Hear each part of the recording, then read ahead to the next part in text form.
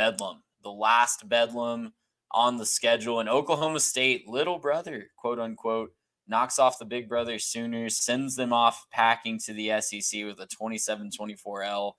It's poetic, isn't it? Like, we talked about on the preview show how, and you and I talked face to face yesterday about how, you know, the whole universe just seemed to be pointing towards Oklahoma State. And sometimes we thought about, you got to kind of lean against that sometimes when everything seems to be pointing in one direction. You got to zig when the universe is telling you to zag.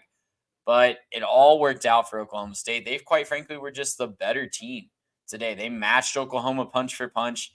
They controlled this game. It was in their hands what was going to happen on the field. They had, 2/3 of the time of possession practically, just as many pass yards, just as many rush yards, forced 3 takeaways, got 10 points off those takeaways. Electric scene in Stillwater, and I just can't help but feel amazing for the Cowboys and their fans. I ran into somebody in Dallas that was repping their orange and black today, and just had a great conversation with them about just how great they were feeling after that win. What were your takeaways from this game? Because Oklahoma State obviously fired up. Ollie Gordon did his thing. Alan Bowman looked really, really good as well. Are they a true Big 12 title contender in your mind? And did they cement themselves as that after this win? Oh, absolutely. I mean, they're in the race of it because anytime you have a player of the caliber of Ollie Gordon, you're going to be in that conversation, right? Ollie Gordon, the funny thing is, he didn't have his best game. It seemed like he wasn't nearly as dynamic as he normally is. And then I look at the score sheet and, oh, look at that. He's got 138 on the ground. He's got He did throw an 150 interception plus. because they He tried to did make throw him a throw a pick, yeah. pass and it just got completely blown up. And look, I've talked long about how Ollie Gordon, prior to Trinity High School, he did pretty much everything for the Trojans. I don't remember him throwing too many passes in his time in the black and red. So I don't think anybody throws very many passes in the black and red. nobody does it well, and especially that's a whole other conversation. But lost the rivalry game. It's fine.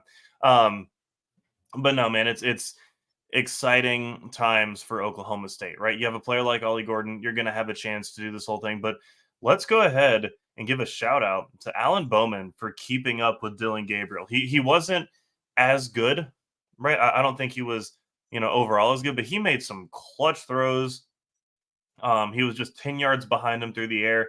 Didn't throw a touchdown, but didn't throw a pick. And so he kept up and gave his team a chance to win with that. And when you throw in the 3 turnovers that Oklahoma had, and just the poor performance overall they had when it came to taking care of the football, this was just a magic scene in Stillwater, right? This is just all that it comes down to. The Disney movie writes itself, right? At a certain point, you can't mess with the mojo like that. And I think the thing that's really awesome too is just what this means for both teams. Oklahoma State has permanent scoreboard, right? They can just take their scoreboard forever now. And by the way, had all of the bragging rights ready to go. They played should have been a Cowboy, which I thought was amazing on the field. And then as people are leaving, they played We Are Never Getting Back Together. Leaning into the Eras tour. So, I'm excited for them that, Oklahoma State is in their victory era, so to speak. And look, I'm excited to see where they can go from here because, when you look at the rest of the season, you've got to think they're one of the inside favorites to make it, maybe possibly to win the Big 12. Well, they would be in the title game if the season ended today, and their last 3 games are against 3 of the newcomers that have yet to beat a non-newcomer to the Big 12. Now, the combined 3 teams, I think it's BYU, Cincinnati, and Houston, I think, are their final 3.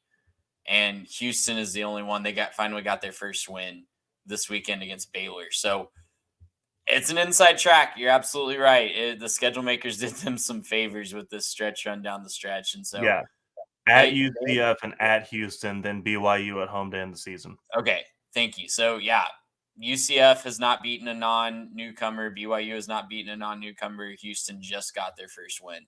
So Barely over Baylor and overtime. And it's because they went for 2 in overtime. Almost gave that game away in Waco. But listen, they have an inside track, and I think we're going to look back, unfortunately. I don't want to, make Cowboy fans sad because you should be celebrating right now. But holy cow, if they can win out, if they can beat Texas in Arlington or whoever they play in Arlington, that South Alabama loss, we are going to be circling that one for a long, long time. And it could have kept Oklahoma State out of the playoff, right? If they're able to run the table here. But we're not going to focus on that. We're going to, celebrate with the Cowboys and celebrate their potential Big 12 title berth on the way. Still 3 wins that they got to check off, but they should be heavily favored in all 3 of those games. Well, and I want to say real quick, this is just the perfect example of Mike Gundy being Mike Gundy, right? 100%. It's the finding a way for your team to just win a game that you probably have no business winning when you just look at the players and the papers and the analytics and everything else.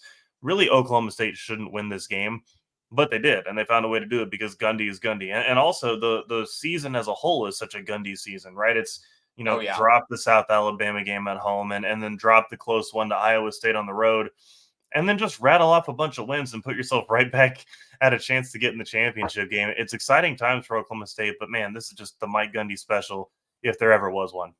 Gracious,